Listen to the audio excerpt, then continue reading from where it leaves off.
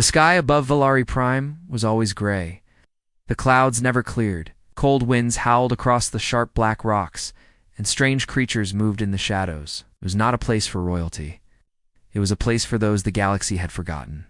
Princess. Nira stood near the edge of a cliff. Her silver cloak fluttered in the wind. She watched as the royal ship disappeared into the sky. Her family had left her behind, alone. With no goodbye, her heart was heavy, but she did not cry. She had already cried too many times. She had known this day would come. Nero was from the Myran race. They were proud, tall, and noble. They believed in bloodlines and legacy. Every daughter was expected to give birth to the next generation. But Nero was barren. The royal doctors had told her family years ago.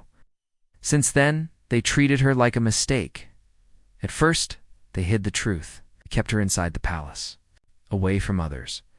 She was not allowed to speak at public events. Her name was never written in royal history. And when she turned 20, they sent her on a diplomatic mission to a far moon. That was the lie. In truth, they brought her here to leave her behind. The guards who came with her gave her 1 day of supplies and then returned to the ship. Wait here, you'll return, they said, but she knew they would not now. Shh. She stood on the cold rock with no shelter, no food, and no allies. The creatures of the moon were already watching her from the hills. Strange eyes blinked in the darkness. Still, Nira stood tall. I may be forgotten, she whispered, but I am still Myran. She turned and walked into the wild she found, a small cave by nightfall. Inside, the walls were dry, and there were signs that small animals had lived there. She lit a fire using a spark stick from her belt. The warmth gave her a little comfort, but as she sat by the fire, hunger gnawed at her stomach. Her water pack was nearly empty. Her food was gone. Her communication crystal was silent. Still, Nira refused to sleep. She held a sharp stone in her hand, ready to fight if anything came near. That night she dreamed of her mother's face, cold and silent, and of her father, who once held her as a child, but now looked through her like she was air. She woke up in the dark, hearing something outside, a low growl. Something was close. She rose slowly, pressed her back to the wall, and held the stone tightly. A long shadow passed near the cave entrance. Then, silence. After minutes of stillness, the creature moved away. Nira sat down again, her heart beating fast. This moon wants me dead, she whispered, but I will not die. The next day she walked east. She followed a signal tower she had seen from the cliff. If it still worked, she could call for help. Maybe a passing trade ship would hear, but the walk was long, and the ground was rough. Her feet bled, her lips were dry. Cutting her arm on a sharp stone, still she pushed forward. After hours, she reached the old tower. It was broken. Rust covered the panels. The antenna was bent. The power cell was dead. She sat beside it, tired and weak. Then she heard a sound loud, strange and mechanical. She looked up. A ship was falling from the sky. Fire trailed behind it. Smoke covered its tail. It was crashing. Fast her eyes followed it as it dropped behind a hill, far in the distance. She stood up at once. If someone survived the crash, maybe they had supplies. Maybe they had a working radio. She ran. It took her more than 2 hours to reach the crash site. Her legs burned and her body begged her to stop. She kept moving. When she arrived, the ship was a burning wreck. Parts of the hull lay scattered over the field. Flames licked the sky. The air smelled of smoke and metal. She saw movement near the ship. A mantle, in black armor, was crawling out from the broken side. He had blood on his face but was alive. Nira did not know if he was friend or enemy. Still, she stepped forward. The man looked up, blinking through the smoke. You, Dot. You're not one of the pirates, he said. No, Nira replied, standing carefully. I'm stranded. Who are you? The man coughed and pushed himself to sit. Name's Tomas. Human soldier. My ship was ambushed. I think I'm the only one left. He looked around, breathing hard. You alone? He asked. Nira nodded. Family left me here. Tomas frowned.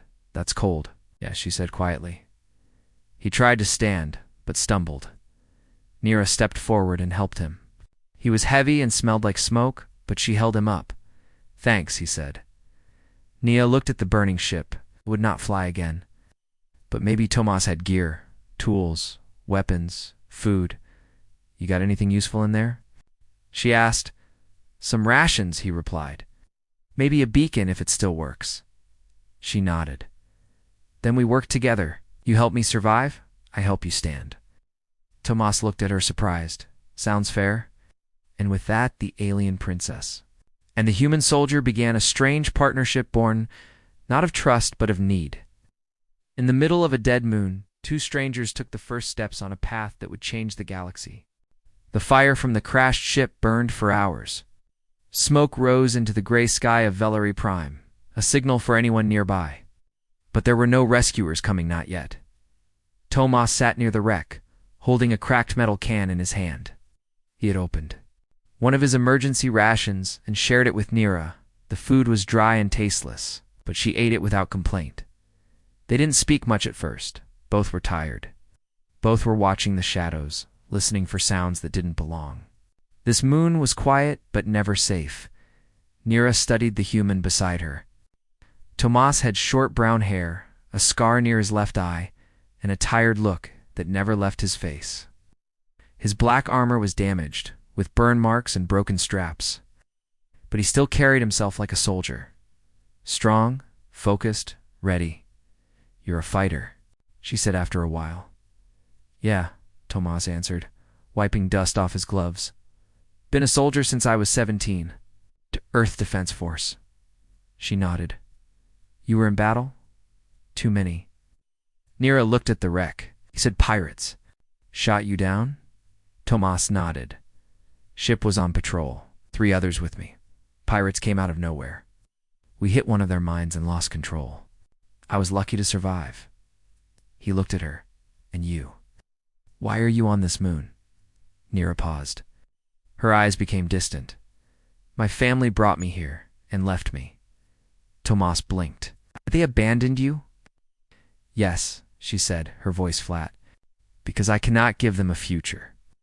Tomas didn't understand at first. Then he saw the pain in her eyes and stayed quiet. I am not like other Myron, Nira said. I cannot give birth. To them, that means I am broken. I have no value. Tomas shook his head slowly. That's not right. Nira smiled sadly. It is their way. There was a long silence. Then Tomas stood and stretched. His shoulder cracked loudly. Well, he said, your family sounds terrible, but you're alive, and so am I. That means we still have a chance. Nira looked up. A chance for what? To get off this rock. Tomas replied. And maybe, let's start something better. They began working together the next day. Tomas showed Nira how to use some of the ship's broken parts to build a shelter. They made a small roof using metal panels and used one of the ship's seats as a bed. The heat packs from the crash kit gave them warmth at night. NIR collected dry grass and wood from the hills for fire. She found clean water inside a half-frozen stream. Tomas used his emergency scanner to test it. It was safe. Each day, they searched the wreck for useful things. Dried food, batteries, broken tools. Yes. Tomas found an old beacon in a survival box, but it was damaged. We can fix this, he said, turning it over in his hands. We just need a new energy cell. Nira thought for a moment. There's an old research station. I saw it on a map once when I trained as a diplomat. It's about 2 days west of here. Think it still has power? Tomas asked. Maybe. It was shut down a few years ago, but the Myron builds strong machines. Tomas nodded. Then we head there. They prepared for the journey. Tomas gave Nira one of his backup blades, and he carried a small plasma cutter. They packed water, food, and some bandages in a bag. On the first day, they traveled across open plains of black rock. Strange bird-like creatures flew overhead, their wings glowing faintly. Once they saw a shadow moving along the ridgeline, but it never came close. That night, they made camp under a wide ledge. Tomas lit a small fire. Nira stared at the stars. They looked different here, she said. Tomas followed her gaze. Yeah, fewer lights, more shadows. She pointed to a blue star near the edge of the sky. That's my home world, Marinia. I was born in a floating city.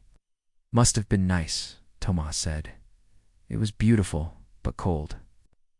At him, what about you? Where are you from? Small city on Earth. Lots of trees. People were loud but kind. Nira smiled. I've never been to Earth. You'd like it, Tomas said. We're messy, but we care. Even about strangers. She looked at the fire, I think. That's something my people never learned. The second day, they reached a valley filled with crystal plants.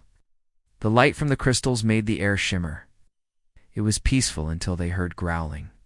Beast leapt from behind a rock, tall and lean, with 6 legs and red eyes, charged toward them. Tomas stood in front of Nira. Run. But Nira didn't run. Instead, she grabbed a rock and threw it at the creature's face. It stopped, surprised. Tomas used the moment to fire his plasma cutter.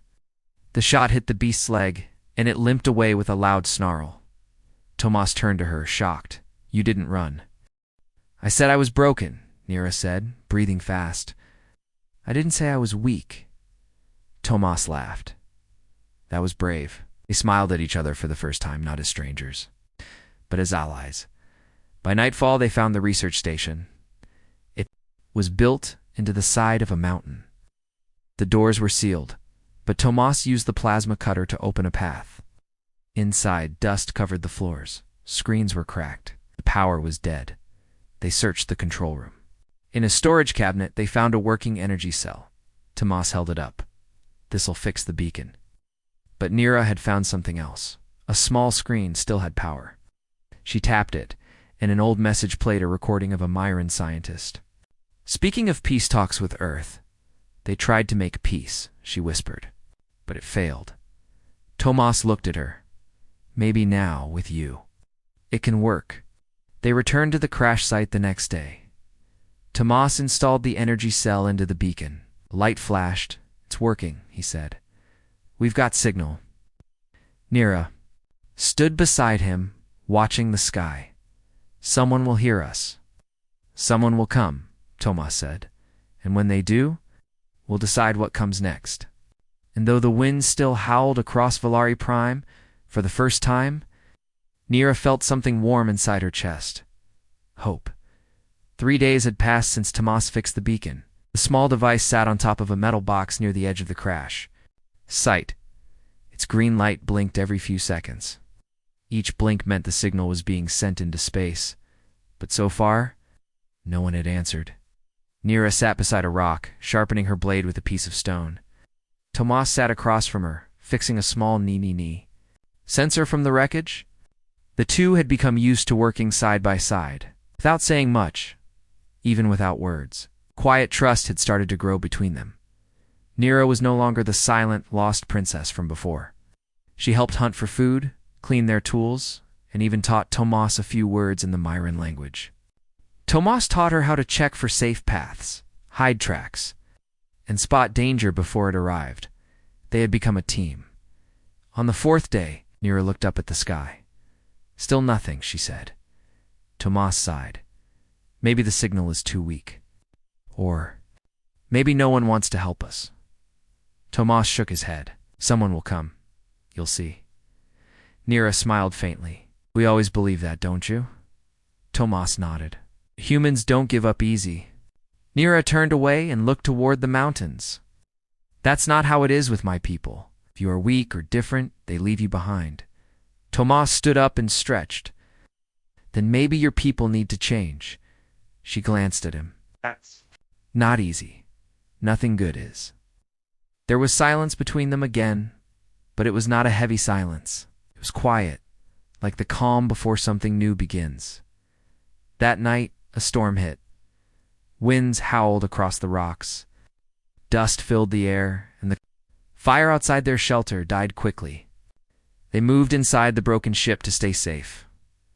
Lightning lit the sky, and thunder followed inside. Tomas lit a small emergency lamp. The walls shook with the force of the wind. Nira wrapped her arms around her knees and stared at the light. I used to be afraid of storms, she said softly. Tomas looked at her. When I was a child, she continued, the towers of our sky palace would shake. I'd hide under my bed. My mother told me not to fear, but she never stayed. Tomas sat beside her. You were alone? Yes, always alone. Didn't speak. Instead, he placed a small heat stone between them. The warmth spread across the floor. You're not alone now, Tomas said. Nira looked at him for a long time. Then she gave a small nod. Thank you. It was the first time she had said those words to anyone in years. When morning came, the storm had passed. The sky was clear for once, and a pale sun broke through the clouds. It was strange to see sunlight on Villari Prime. Tomas stepped outside and checked the beacon. It was still blinking, still sending, he said. Nira joined him. Do you think? They will come today. Before Tomas could answer, the scanner on his wrist started beeping. He looked down. There's a ship nearby. Nira's eyes widened. A ship. Yes, small, fast. About 10 minutes out. They looked at each other. Could be a rescue ship, Tomas said. Or a Myran scout, Nira whispered.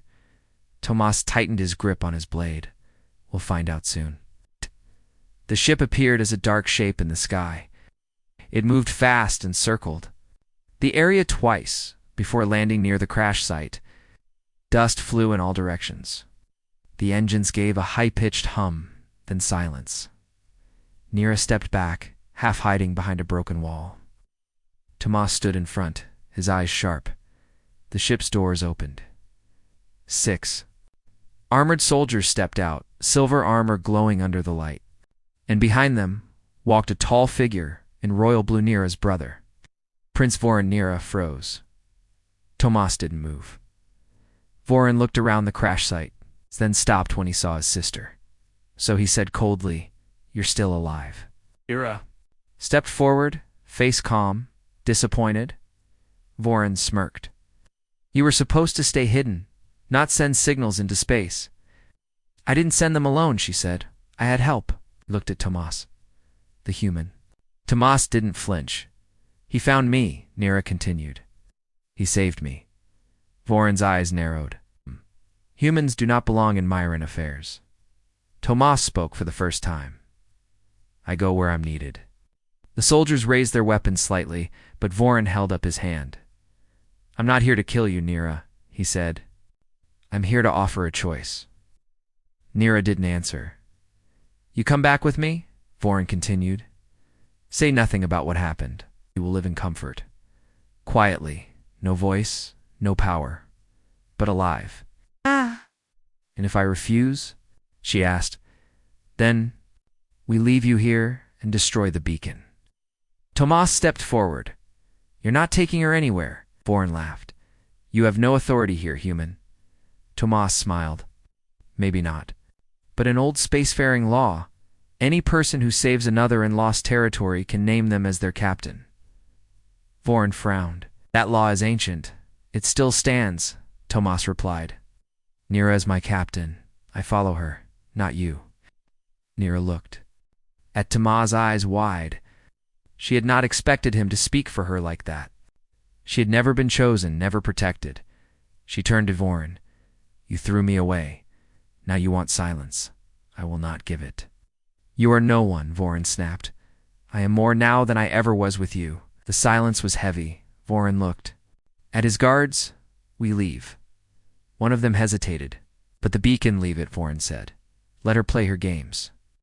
He turned without another word and walked back to the ship. The soldiers followed. The engines lit up, and the ship rose into the sky. Within seconds, it was gone. Tomas turned to Nira. Are you okay? She took a deep breath. I am. She looked at him. Why did you call me your captain? Tomas shrugged. Because you lead with more heart than any leader I've known, and because someone had to stand beside you. Nira smiled. Oh. A real full smile. Then I accept. Accept. What? Being your captain? They laughed.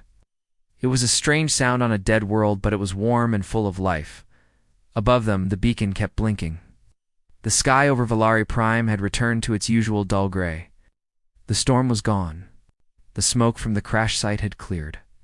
But inside the shelter, Nira's heart was far from calm. Her brother Vorin had come and gone, but his words stayed behind. He had offered silence, safety, a return to a life where she would be unseen and unheard. But Nira had chosen another path. She looked out over the rocks, where the beacon's green light blinked steadily. Tomas sat nearby, repairing a broken panel from his armor. He worked quietly, but his presence gave her strength. He had stood beside her when no one else did. Now, everything felt different. Later that day, they received a new signal. Tomas picked it up on his scanner. "It's from Earth," he said, eyes widening. Nira leaned in. "Earth, are they coming?" Tomas smiled. "They got our signal. A rescue ship is on the way. One day, maybe less." Nira let out a breath she hadn't realized she was holding. "We're going to leave this place," she whispered. Tomas nodded. Together. The rescue ship arrived the next morning. It was large and white, with blue lights along its wings. It hovered above the crash site for a moment, then slowly landed. A ramp lowered, and 3 humans in dark blue uniforms stepped out. One of them, a woman with short black hair, spoke first. "Sergeant Tomas, we received your signal." Tomas saluted. "Glad to see you, Commander." She looked at Nira. "Is this the alien listed in the signal logs?" "Yes," Tomas replied. Nice. "Her name is Nira. She is not a prisoner." "Survivor?" Nira stood tall, not afraid. The commander nodded. "You're both coming with us." They entered the ship. Inside, everything was clean and bright. A medical team checked their wounds. Nira had never seen humans work so quickly.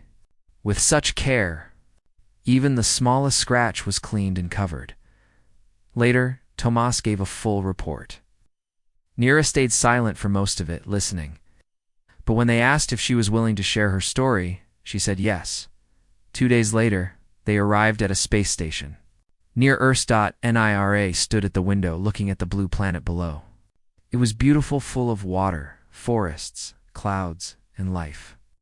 So different from the stone moons and quiet halls of the Myran Empire. Tomas walked up beside her. "You okay?" he asked. She nodded slowly. "It's more than I imagined." "You're safe now," Tomas said. "No one here will throw you away." Nira turned to him. "What happens now?" Tomas smiled. "That's up to you." They were brought to the Earth's diplomatic center, a place where humans spoke with alien visitors. It was filled with different languages, faces, and cultures. Nira felt nervous, but Tomas stayed close, guiding her through each hallway and meeting. A human official, a man named Director Helan, spoke with them in a quiet room.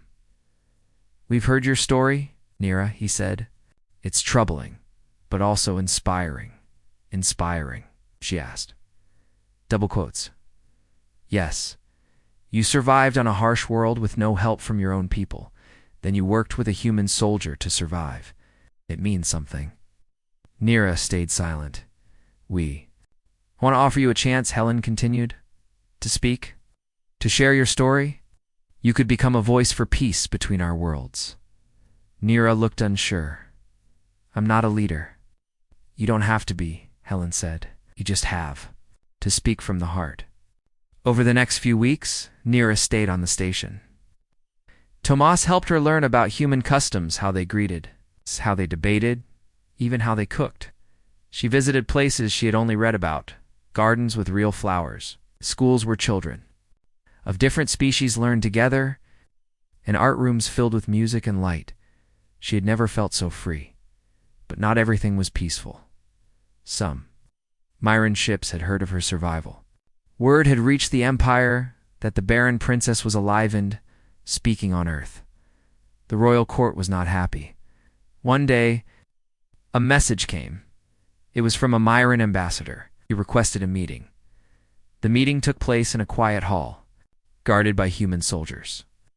The Myran ambassador was tall, with silver robes and cold eyes. He bowed slightly when he saw her. "Princess Nira," he said. "The royal court sends its regards." I am not part of the court, Nira replied firmly. Still, he said, they watch your actions. They are concerned. Nira crossed her arms. Because I'm alive? Because you speak with humans, he said, and because you make them listen. She said nothing. The court offers you a new home, the ambassador continued. Lands, title, and peace. But only if you return quietly, and if I say no, then you are alone. Forever. Nira stood tall. I was already alone, but now I'm not. Tomas stepped forward, standing beside her. She's not alone, he said. Not anymore. The ambassador gave a cold smile. Then so be it. Left without another word. Later that night, Nira sat on a balcony, watching the stars. Tomas brought her a cup of warm tea. Sorry you had to hear all that, he said. It's fine, she answered. I expected it. Do you think they'll come back? He asked. Maybe, but I won't run.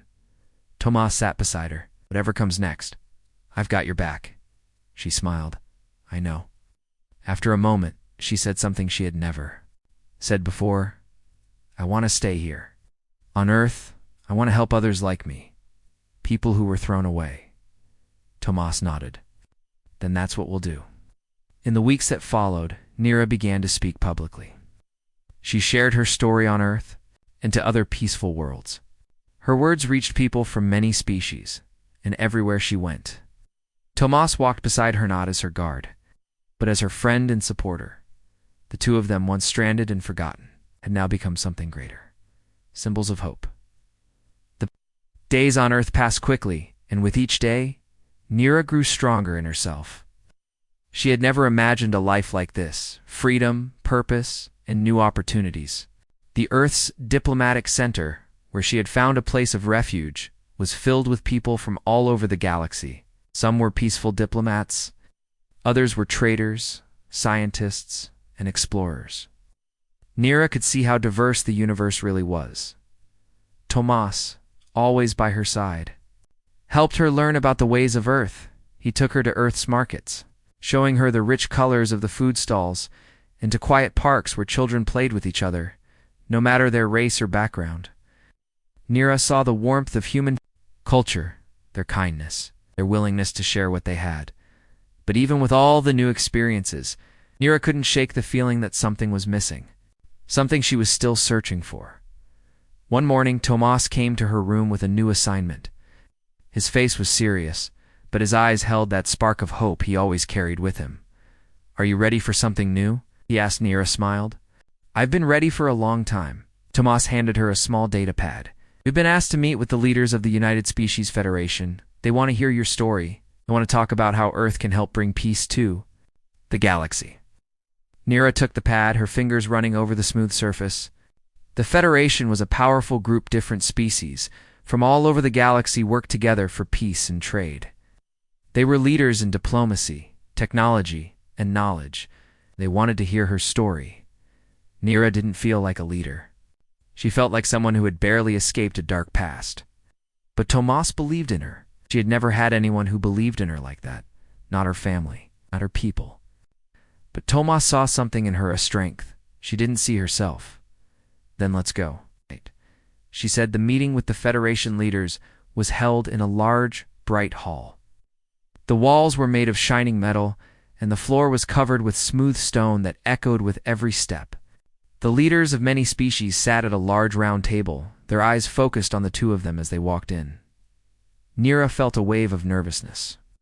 But Tomas was beside her, a calm presence. Oh. He gave her a small nod, and that simple gesture gave her the strength she needed to step forward. Welcome. Princess Nira, one of the leaders, an older man with golden skin, said. We've heard much about you. Your survival on Valari Prime, your escape from your royal family, and your journey here to Earth. You've given hope to many. Nira looked around at the faces of the leaders.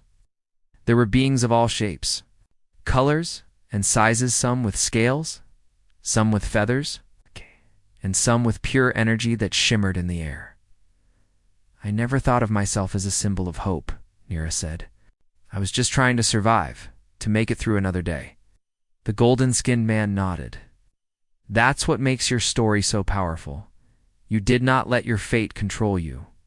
You found strength in the most unlikely places. Nira glanced at Thomas, who was standing beside her, quiet but supportive. It was Tomas who helped me, she said.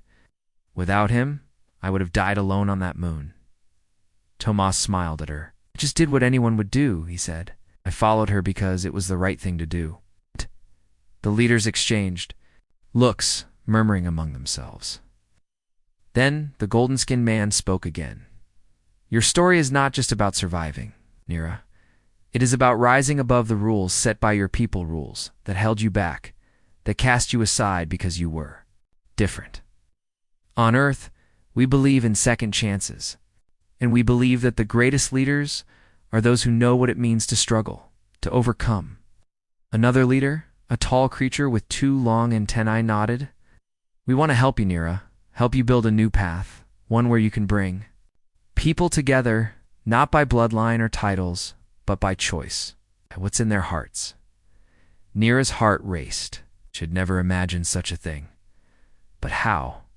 How can I bring peace when my own people cast me aside?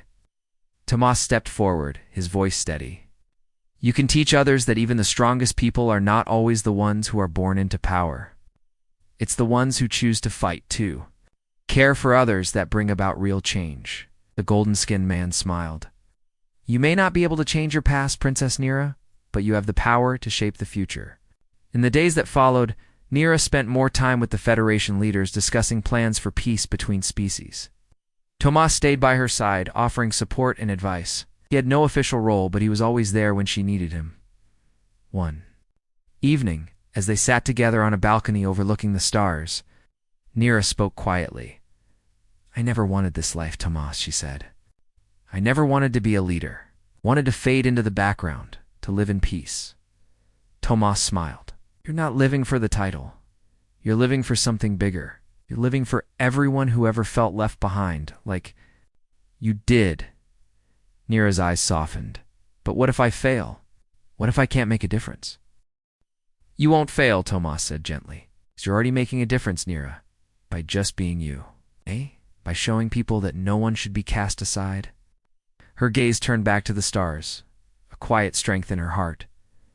The next week, Nira made a decision.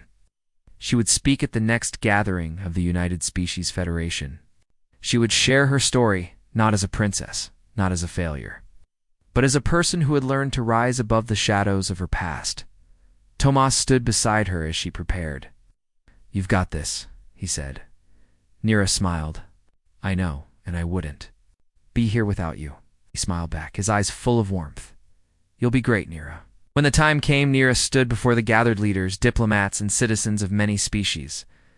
Her voice was clear and steady as she began to speak, telling her story, her struggles, and her triumphs. She spoke of what it meant to be cast aside, to be broken, and how she had found strength in others, in humans, who had never given up on her. By the end of her speech, the room was silent. Then, slowly, applause began to rise. Nira smiled, feeling a warmth spread through her. She was not just a princess.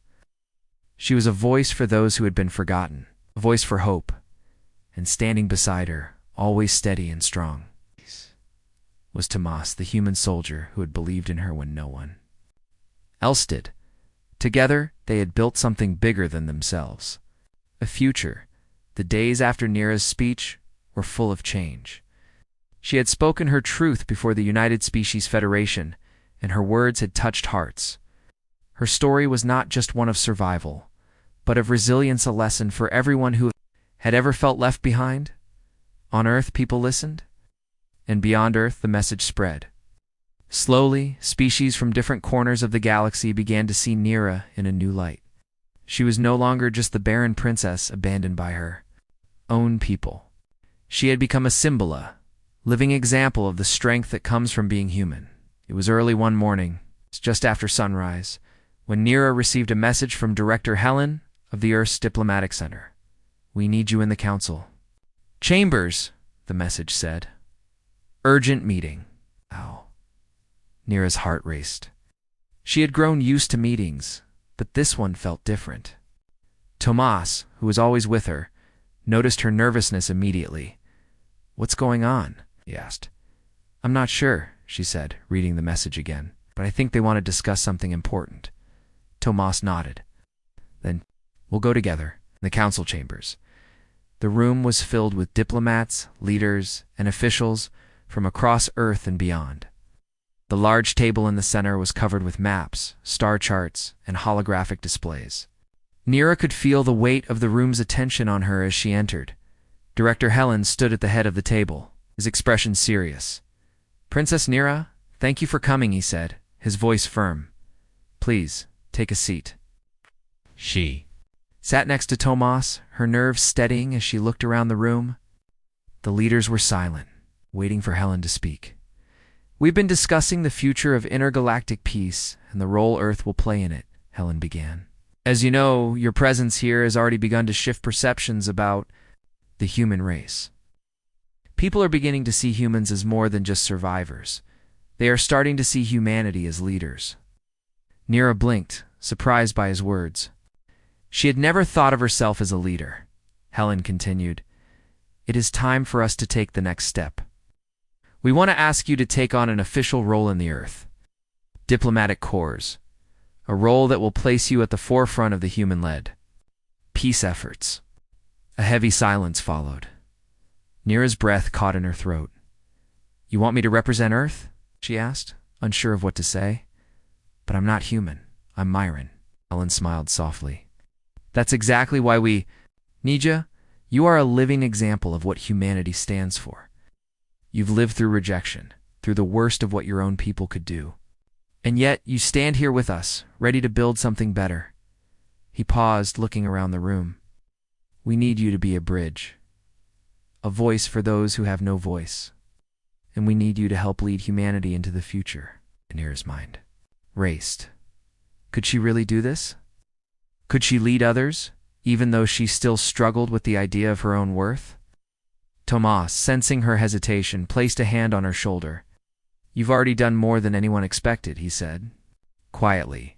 "You've been through hell, and now you're here. You've shown us all what true strength looks like." Nira turned to him. His words gave her a sense of calm she hadn't felt before. Maybe Tomas was right. Maybe she could do this. But just as she opened her mouth to speak, Helen interrupted her thoughts. "There's more," he said.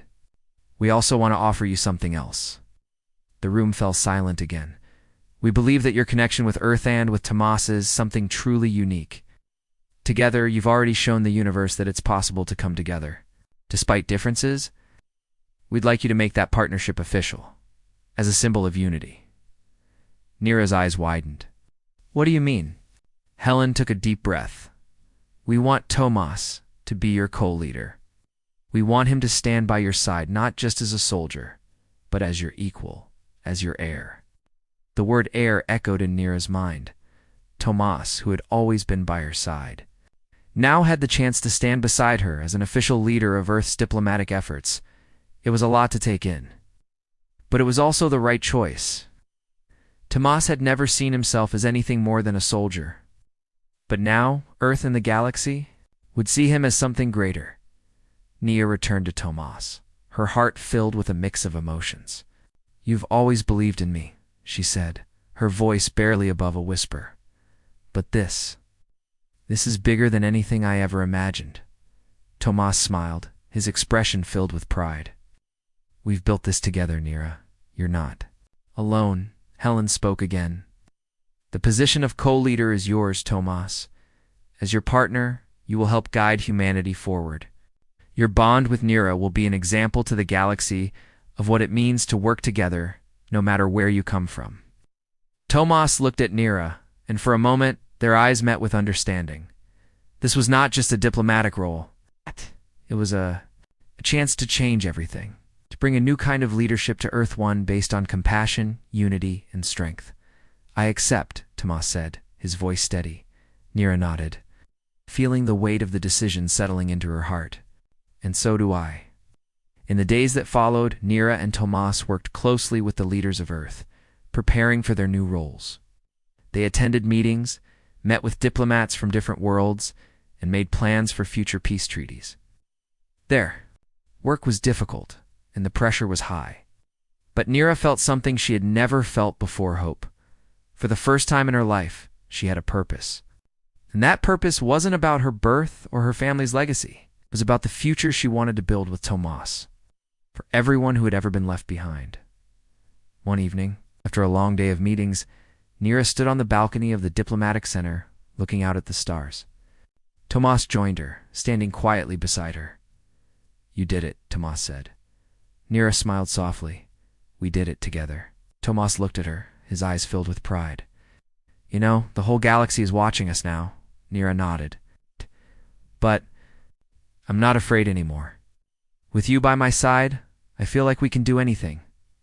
Tomas reached out, taking her hand in his. "And we will. We'll change the universe together." The stars above twinkled brightly, as if the universe itself was waiting to see what they would do next. Whatever the future held, Nira knew one thing for certain. She was no longer a princess of a forgotten empire. She was a leader. And with Tomas at her side, they would build a future where everyone had a voice. Though Nira and Tomas had been accepted as leaders by Earth and respected by many across the stars, there were still those who doubted them. Some Myran nobles whispered that Nira had betrayed her blood. Others in distant human colonies questioned if a former alien, princess, could truly lead Earth's diplomatic path. But Nira didn't stop. Tomas didn't stop either. They traveled from system to system, visiting neutral planets, speaking at Federation halls, meeting with leaders who had once ignored smaller voices. Everywhere they went, they spoke of unity, of second chances, of what it meant to be human, not by race, but by heart. And people listened. One day, an invitation arrived. It was from the Myran Empire itself. Nira read the message slowly, her hands still. The Council of Bloodlines had summoned her. It was not a demand, but a request. "We ask you to return," the message said, "to speak before the high seat." Tomas. "Read it beside her. You don't have to go," he said gently. "You don't owe them anything." But Nira shook her head. "I do not go for them. I go for the ones still trapped in silence. If I don't speak now, they may never be heard." Tomas placed a hand on her shoulder. "Then I'll go with you." Nira looked into his eyes. "I know." The journey to Marinia was long. The Myran homeworld was quiet and cold, a world of silver towers and floating cities. The stars above it burned soft blue, casting the sky in a peaceful glow. But Nira didn't feel peace. Not yet. She wore a long white robe, simple but elegant. Her hair was tied behind her head in the old style of Myran princesses. She didn't wear a crown. She had left that part of her behind. Tomas walked beside her in dark navy, the earth crest on his shoulder. His steps were steady, his presence strong. The guards at the palace gates stepped aside as they approached.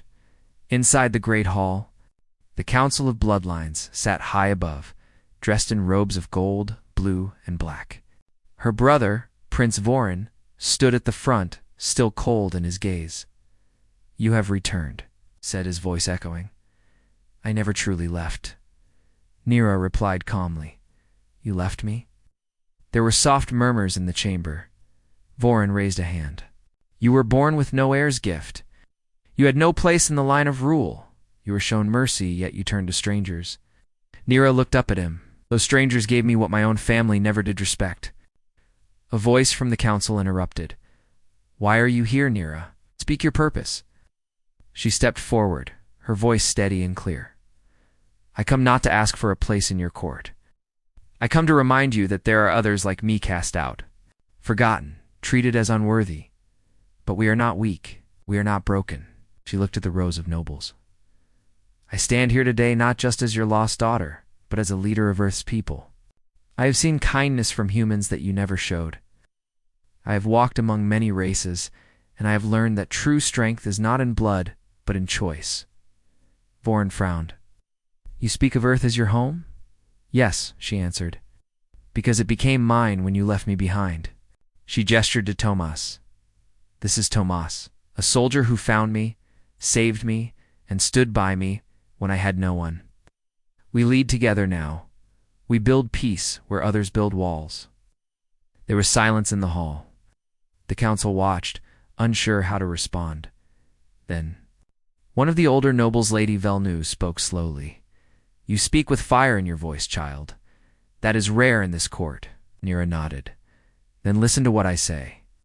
If the Myran Empire does not change, it will fall behind. The galaxy is growing. The future is not for those who cling to old pride. It is for those who build bridges." Another noble, a young man with sharp eyes, stood. "And if we don't listen, then Earth will go forward without you," Tomas said, "and others will follow." The council murmured again. Prince Vorin stood tall. "You come here to threaten us?" Nira looked at him with calm strength. "No, I come to show you another way." The decision of the council came 2 days later. Nira was invited to join the Circle of Voicissa, rare title offered only to those who had earned the trust of many species. It was not a royal title, it was something higher. She would speak not for Myran alone. She would speak for all those without a voice across stars, across species, across history. Vorin did not speak to her again, but others did. Nobles who had lost children, citizens who had felt forgotten. Even a few royal guards who remembered her from childhood bowed their heads as she passed. When Nira and Tomas returned to Earth, they were welcomed with open arms. News of her speech had already spread. The diplomatic center held a celebration. Flags of many worlds hung from the ceiling. Music played, and people from many species gathered to honor what had been achieved. Tomas raised a glass in her honor. "To Nira," he said, "the one who reminded us that no person is too small to matter." Nira smiled, her eyes filled with emotion. "And to Tomas, who saw a future when I could not."